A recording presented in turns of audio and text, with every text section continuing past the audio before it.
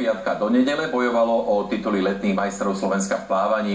Podujatie bolo zároveň poslednou možnosťou na splnenie alebo vylepšenie limitov na augustové majstrovstvá Európy v Berlíne.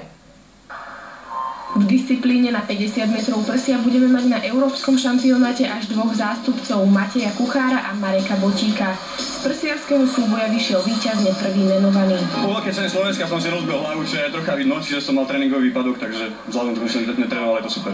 A teším sa na Európu, tam to môže byť lepšie. V rovnakej disciplíne medzi ženami vytvorila ďalšia limitárka Andrea Podmaníková časom 32 sekúnd a 77 sekundy nový slovenský juniorský rekord. Môj najvyšší vrchol bude majstrovstvá Európy juniorov, ktoré sa budú konať do Utrechte o týždeň. 200 metrov voľný spôsob ovládol Richard Naď, ktorý by v Berlíne tiež nemal chýbať. Keď my nemáme semifinále alebo tak na tých ľahších disciplínach, tak do toho 10. miesta, keby som bol, tak som spokojný. Hodnotné výkony predviedli aj víťazky disciplín na 100 metrov znak Karin Tomečková a 100 metrov motýlik Barbora Mišendová.